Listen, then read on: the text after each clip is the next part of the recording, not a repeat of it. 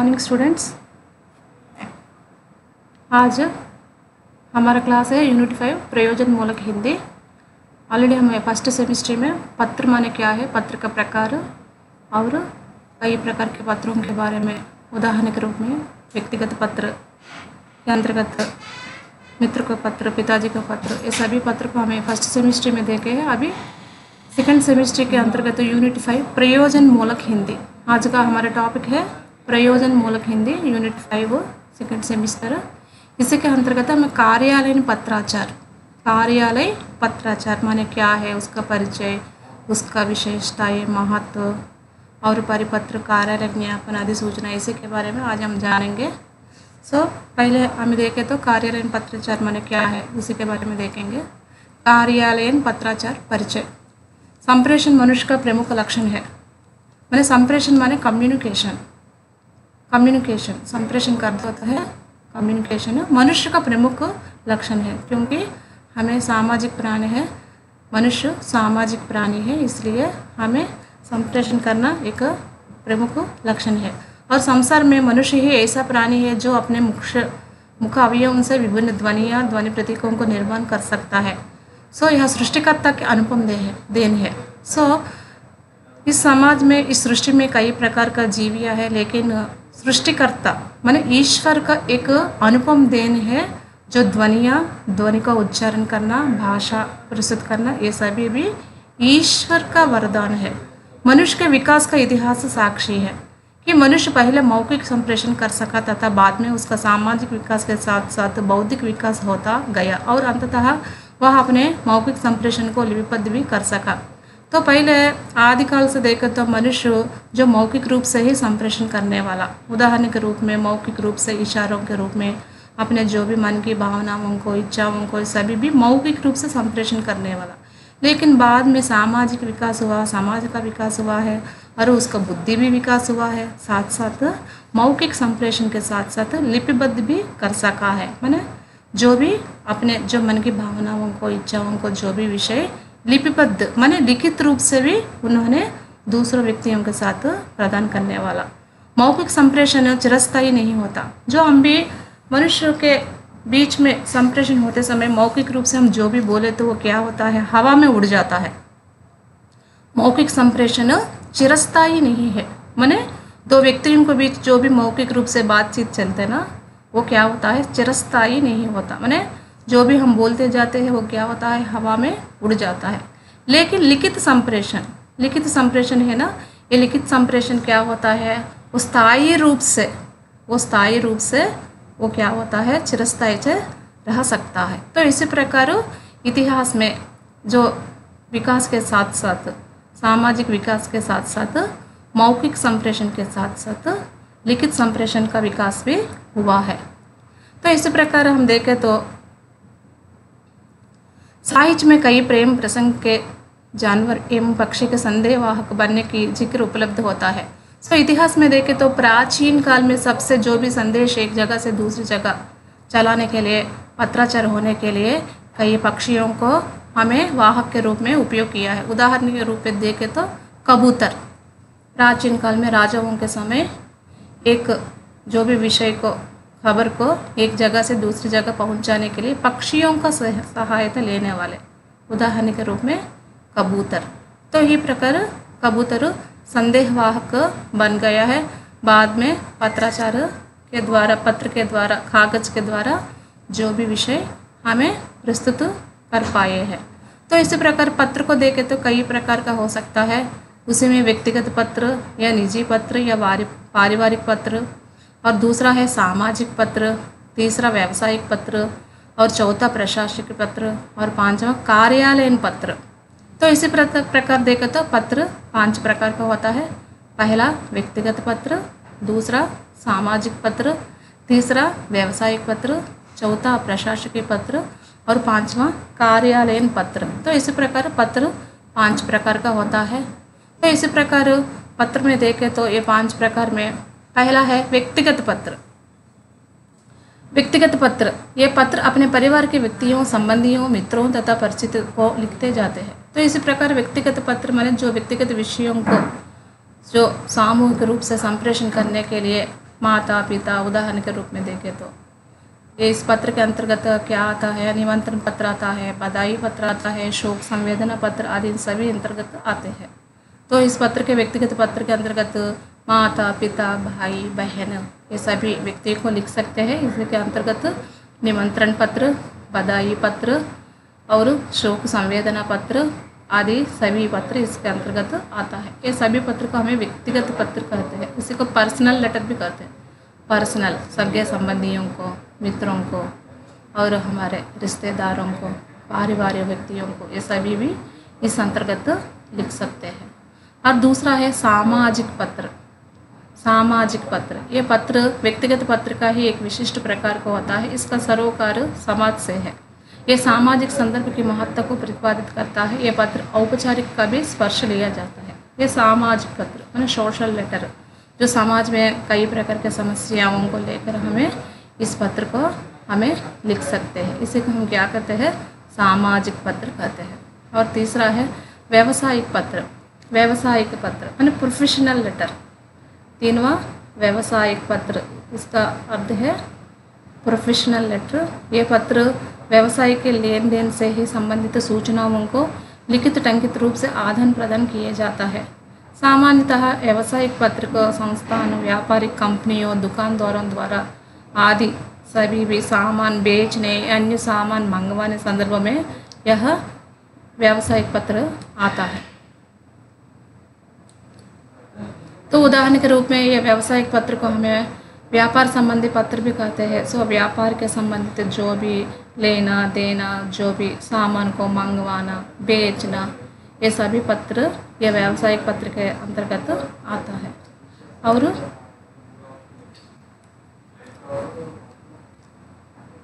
चौथा पत्र है प्रशासकीय पत्र।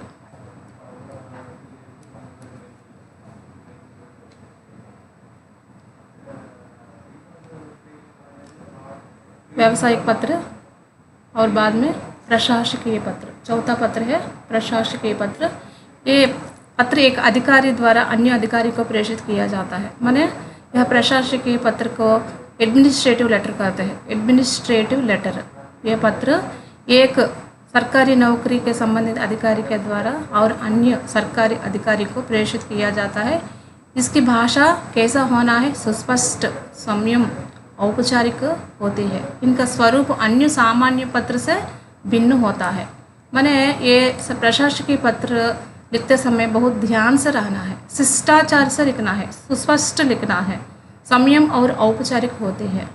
इनका स्वरूप अन्य सामान्य पत्र से भिन्न होता है। जिसका अधिकारी को लिखा जाता है उसको कोई संबंध ना होने के कारण शिष्टाचार के शब्द यथा नमस्ते, सरकार, प्रणाम आदि का उल्लेखनीय नहीं किया जाता है। तो इसी प्रकार इस प्रशासकीय पत्र को लिखते समय बहुत ध्यान रख के लिखना है। और पांचवा है कार्यालयीन पत्र। पांचवा है कार्यालयीन पत्र। इन पत्रों को प्रकृति उपरोक्त सभी पत्रों से भिन्न पाया जाता है। व्यक्तिगत पत्र, सामाजिक पत्र, प्रशासकीय पत्र, अन्य पत्र देखे ना, उन पत्रों से भी भिन्न पाई जाती है। माने डिफरेंट लेटर। कार्यालयीन पत्र माने एक डिफरेंट टाइप ऑफ लेटर। कार्यालयीन पत्र केंद्रीय सरकार अथवा राज्य सरकार के विभिन्न कार्यालयों में अनेक स्तरों पर प्रयुक्त किया जाता है। ये कार्यालयीन पत्र मुख्य रूप से देखें तो सरकारी संबंधित पत्र है, माने गवर्नमेंट लेटर्स, जो भी राज्य सरकार माने स्टेट गवर्नमेंट से और सेंट्रल गवर्नमेंट से स्टेट गवर्नमेंट, जो विभिन्न कार्यालयों में अपने स्तर पर प्रयुक्त किए जाते हैं। इन कार्यालयों में प्रयुक्त पत्र एक प्रकार का नहीं होता बल्कि अनेक प्रकार के होते हैं। सो इसी प्रकार देखें तो कार्यालयीन पत्र कई प्रकार का होता है। मुख्य रूप से यह पत्र संप्रेषण मुख्य रूप से केंद्रीय सरकार अथवा राज्य सरकार के विभिन्न कार्यालयों में माने ऑफिसेस में, central government and state government के संबंधित कार्यालयों में यह स्तरों पर इस पत्र का प्रयुक्त होता है। इस कार्यालयीन पत्र कई प्रकार का होता है। कार्यालयीन पत्र कई प्रकार होता है।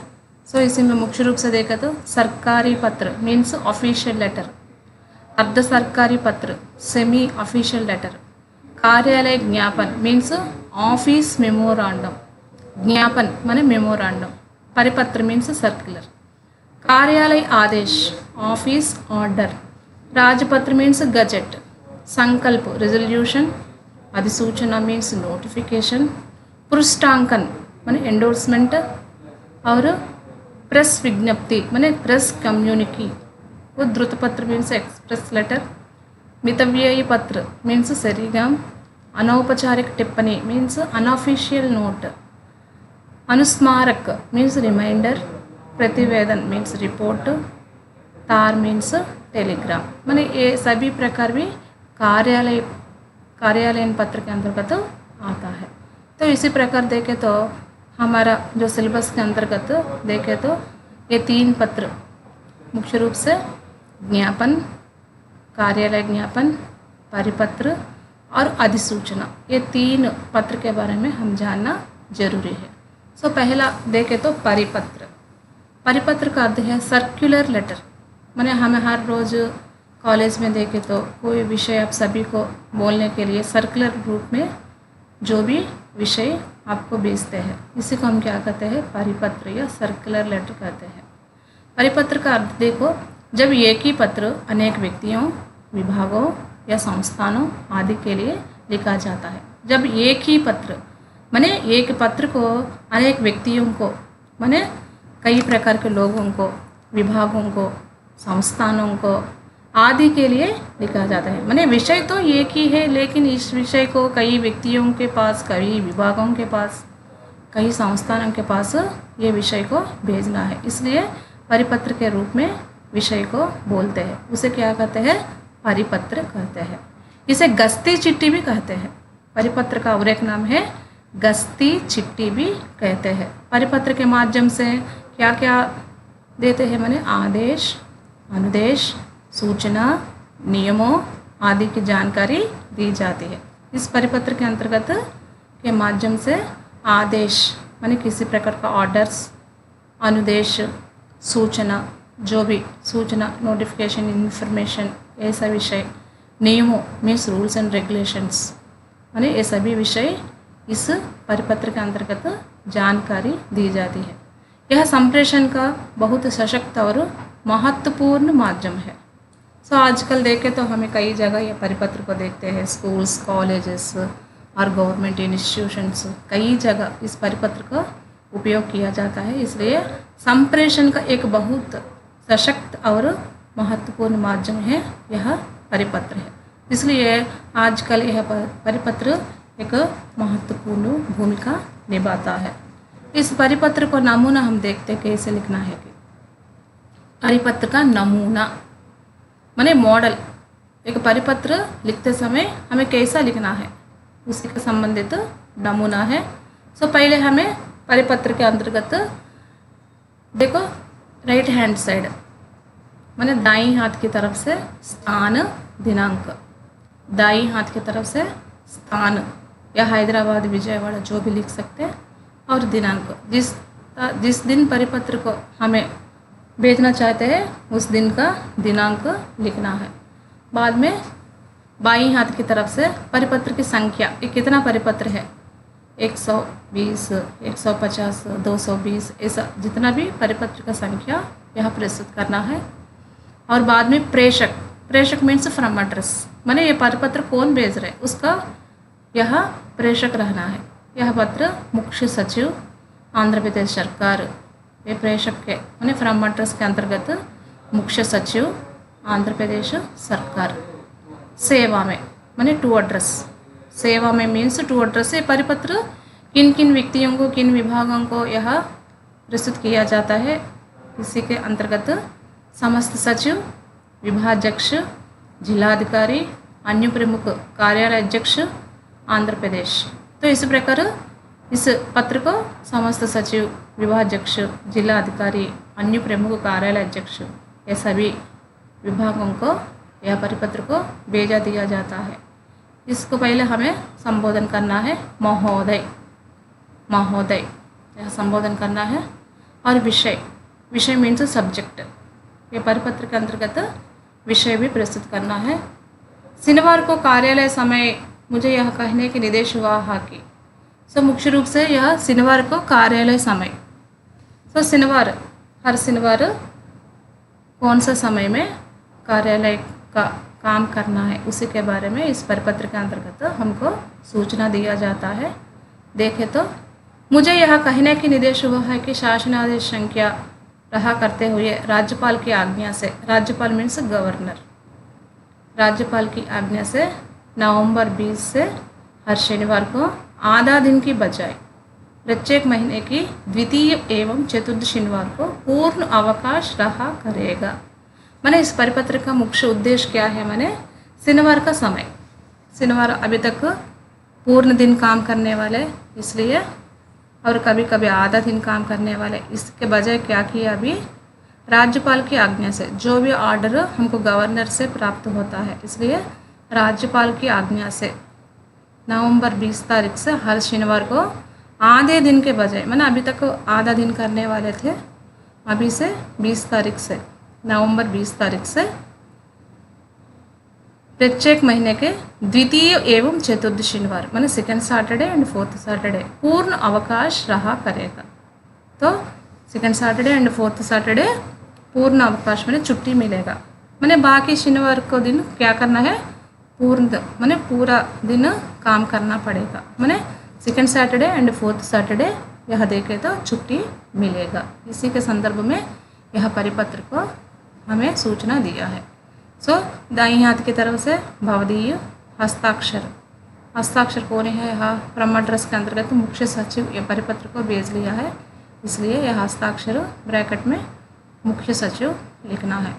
यह परिपत्र लिखने का नमूना, ये परिपत्र माने क्या है, परिपत्र माने क्या है और इसका नमूना।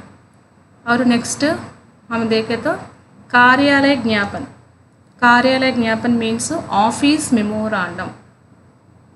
दूसरा पत्र को देखें तो कार्यालय ज्ञापन मीन्स ऑफिस मेमोरांडम।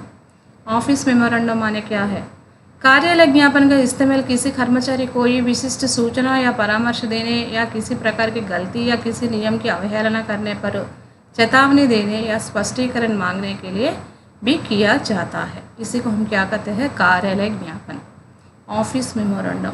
माने कार्यालय में कई प्रकार के व्यक्ति नौकरी करते हैं, उसी समय कोई कामकाज के समय कई प्रकार की गलतियाँ भी होती है, उसी के संदर्भ में यह ऑफिस मेमोरेंडम मीन्स कार्यालय ज्ञापन को उस व्यक्ति को दिया जाता है। ऐसे देखें तो कार्यालय ज्ञापन इस्तेमाल किसी कर्मचारी माने जो भी कर्मचारी काम करने वाला कोई विशिष्ट सूचना देने के लिए, माने किसी प्रकार का इन्फॉर्मेशन या परामर्श माने किसी प्रकार का काउंसलिंग करने के लिए, या किसी प्रकार की गलतियाँ करे तो जानबूझकर किसी प्रकार की गलतियाँ करे तो भी, और किसी नियम की अवहेलना करने पर, कोई ऑफिसेस में काम करते समय वहाँ का रूल्स एंड रेगुलेशंस को हम अवहेलना नहीं करना है। इसी के समय चेतावनी देने माने वार्निंग देने के लिए या स्पष्टीकरण मांगने के लिए, क्यों ऐसा हुआ है माने उसी को स्पष्टीकरण देना है, देना पड़ता है, उसी समय यह कार्यालय ज्ञापन उस कर्मचारी को भेज दिया जाता है। इसी को हम क्या कहते हैं, कार्यालय ज्ञापन मीन्स ऑफिस मेमोरेंडम। कार्यालय ज्ञापन का इस्तेमाल किसी कर्मचारी को कोई विशिष्ट सूचना या परामर्श देने या किसी प्रकार की गलती या किसी नियम को अवहेलना करने पर चेतावनी देने या स्पष्टीकरण मांगने के लिए यह कार्यालय ज्ञापन को उपयोग किया जाता है। इसका नमूना क्या है, कार्यालय ज्ञापन के अंतर्गत एक कर्मचारी को इसी कार्यालय ज्ञापन को कैसे हमें भेजना है, इसका एक नमूना है, वो नमूना क्या क्या हम देखेंगे। कार्यालय ज्ञापन का नमूना मॉडल, तो दाईं हाथ की तरफ से स्थान लिखना है और दिनांक, और बाईं हाथ की तरफ से संख्या। यह कार्यालय ज्ञापन उस कर्मचारी या नंबर कितना है, 5वां 4था या 6वां, यह नंबर भी यह संख्या को मेंशन करना है। बाद में श्रम मंत्रालय लेखा विभाग आंध्र प्रदेश सरकार अमरावती, श्रम मंत्रालय लेखा विभाग आंध्र प्रदेश सरकार अमरावती, इस ऑफिस एड्रेस से वो व्यक्ति को ज्ञापन मिलता है। देखें तो श्री जो भी नाम लिख सकते हैं, रामाराव, सुब्बाराव, कृष्णाराव जैसा श्री। लिपिक माने वो व्यक्ति काम करने वाला कर्मचारी, लिपिक मीन्स क्लर्क है, उसी को ये कार्यालय ज्ञापन को देते हैं। लेखा विभाग के विरुद्ध लिखित शिकायतें मिल रही है, माने जो लिपिक वह ऑफिस में काम कर रहे हैं उसी के संबंधित कई प्रकार की लिखित शिकायतें माने लिखित शिकायतें माने मीन्स रिटन कंप्लेंट्स, उस व्यक्ति के, उस कर्मचारी के बारे में कई प्रकार के कंप्लेंट्स अभी तक प्राप्त हुआ है, इसलिए उनका साथी स्टाफ सदस्यों के साथ व्यवहार ठीक नहीं है। माने जो व्यक्ति, जो रामाराव सुब्बाराव वहाँ काम कर रहे हैं ना, वो साथी स्टाफ से माने जो को एम्प्लॉयज़ के साथ उसका व्यवहार ठीक नहीं है। माने हमें जो भी समाज में मिलजुल काम करते हैं उसी समय अन्य सदस्यों के साथ ठीक प्रकार से व्यवहार करना है, दुर्व्यवहार नहीं करना है। ऐसा करें तो भी कई समस्याओं को सामने करना पड़ता है। इसलिए ये रामाराव सुब्बाराव माने ये व्यक्ति वो अपने साथी स्टाफ सदस्यों के साथ व्यवहार ठीक नहीं किया। उनका यह व्यवहार सभ्यता नियम के विपरीत है। समाज में हमें जो सभ्यता के अनुसार हमारा चाल चलन रहना है, इसलिए वो नियम के व्यतिरेक रहने के कारण उसको एक ज्ञापन को दे रहे हैं। अतः श्री को माने श्री कृष्णाराव को चेतावनी दी जाती है, जस्ट वार्निंग देते, पहले चेतावनी का अर्थ है वार्निंग दी जाती है, वह अपना सुधार कर ले। सुधार करना माने अब जो भी गलतियाँ कर रहे हैं ना उसको क्या करना है, सुधार करना है। यदि आज के बाद कोई शिकायत हुई तब उनके विरुद्ध अनुशासनात्मक कार्यवाही की जाएगी। यह ज्ञापन मिलने के बाद स्पष्टीकरण देना है और देने के बाद भी फिर भी दोबारा ऐसा अनुशासनात्मक कार्यवाही, जो भी शिकायतें मिले तो जो भी अनुशासनात्मक कार्यवाही की जाएगी, जो एज ए नॉर्म्स प्रकार उसको जो भी सस्पेंड करना, नहीं तो जो अपने काम से निकाल देना, ऐसा जो भी कर सकते हैं। इसलिए पहले ये चेतावनी देते हैं, उसी को कार्यालय ज्ञापन कहते हैं, बाद में हस्ताक्षर अपर सचिव। तो इसी प्रकार एक कर्मचारी को ये पर्सनली दिया जाता है। ये व्यक्ति जो भी काम करते समय किसी प्रकार की गलतियाँ करे तो उसी व्यक्ति को ही ये कार्यालय ज्ञापन को दिया जाता है। उसी को हम क्या कहते हैं, कार्यालय ज्ञापन या ऑफिस मेमोरेंडम। अभी देखें तो तीसरा अधिसूचना, 3वां पत्र है अधिसूचना, नोटिफिकेशन। सरकारी कार्यालयों में उनके संबंधी अधिकारियों और जनसाधारण के सूचना के लिए सार्वजनिक गजटों में अधिकारियों की नियुक्ति, स्थानांतरण, अवकाश, त्यागपत्र, सेवानिवृत्ति प्रकाशित होती है। इन सूचनाओं को अधिसूचना कहते हैं, इसे विज्ञप्ति भी कहते हैं। तो अधिसूचना का अर्थ होता है नोटिफिकेशन। जो सरकारी कार्यालयों में गवर्नमेंट ऑफिस में के संबंधित अधिकारियों का जो भी निर्णय लिए तो वो जनसाधारण को सूचना देना है। ये सूचना देते समय सार्वजनिक गजटों में अधिकारियों को नियुक्ति, माने कोई एम्प्लॉयज़ को रिक्रूट करे तो उदाहरण के रूप में IAS, IPS ऐसा अधिकारियों को नियुक्ति करते समय जरूर से अधिसूचना देना है। और स्थानांतरण, स्थानांतरण का अर्थ है ट्रांसफर्स, माने एक जगह से दूसरी जगह जो अधिकारियों को स्थानांतरण करते समय में अधिसूचना जनसाधारण को देना है। और 3वां अवकाश, अवकाश मीन्स जो भी लीव लेते समय, लॉन्ग लीव, 1 महीना 2 महीना ऐसा कोई भी अधिकारी अवकाश लेते समय वो भी जनसाधारण को जरूर से सूचना देना है। और त्यागपत्र, कुछ अधिकारी क्या करते माने वो त्यागपत्र देते, रिजाइन लेटर देते, माने जो लाइक IAS, IPS और जो भी व्यक्ति त्यागपत्र देते समय ऑफिशियल्स के संबंधित सूचना जनसाधारण को देना है। और सेवानिवृत्ति, सेवानिवृत्ति मीन्स रिटायरमेंट, रिटायरमेंट होते समय भी वो सामान्य जनता को सूचना के रूप में जरूर से देना है। ऐसा माने जो सार्वजनिक गजटों में अधिकारियों को नियुक्ति, स्थानांतरण, अवकाश, त्यागपत्र, सेवानिवृत्ति प्रकाशित होती है, इन सूचनाओं को अधिसूचना कहते हैं। उसी को विज्ञप्ति भी कहते हैं, क्योंकि जनता को ये सभी विषयों के बारे में जो भी सूचना देने के कारण इसी को विज्ञप्ति भी कहते हैं, इसी को अधिसूचना कहते हैं। तो अधिसूचना का नमूना देखें तो पहले आंध्र प्रदेश सरकार अमरावती दिनांक लिखना है दाएं हाथ की तरफ से, बाएं हाथ की तरफ से संख्या जो भी जितना भी नंबर 305, 40 यहाँ संख्या डालना है। यह श्री सेवानिवृत्ति सदस्य श्री सुब्बाराव सेवानिवृत्ति सदस्य राजस्व विभाग को दिनांक से उसी पद पर 1 वर्ष के लिए पुनर्नियुक्ति किया जाता है। माने बड़े बड़े ऑफिसर्स को क्या करते हैं, उसको सर्विस माने उसको सेवा और भी चाहिए, उसी के समय सरकार ये भी निर्णय ले सकता है रिटायरमेंट होने के बाद उस व्यक्ति को पुनर्नियुक्ति भी किया जाता है। उसी के संदर्भ में ये सूचना को तैयार किया गया है। और बाद में हस्ताक्षर मीन्स सिग्नेचर मुख्य सचिव। तो इसी प्रकार ये अधिसूचना का नमूना लिखना है। तो इसी प्रकार देखें तो हमको कार्यालयीन पत्र के अंतर्गत 3 पत्र है। परिपत्र मीन्स सर्कुलर लेटर और परिपत्र नमूना, दूसरा कार्यालय ज्ञापन ऑफिस मेमोरेंडम, और 3वां है अधिसूचना। अधिसूचना मीन्स नोटिफिकेशन, यह अधिसूचना का नमूना। तो बच्चे ये 3 पत्र हमको ज़रूर से पढ़ना है, मोस्ट इम्पॉर्टेंट लेसन्स। प्रयोजन मूलक हिंदी के अंतर्गत कार्यालयीन पत्र माने क्या है, उसका प्रकार और कई प्रकार के पत्र के नमूना, ये सभी भी इस बारे में हम सीख लिए। अगले टाइम हमें और एक विषय देखेंगे। धन्यवाद।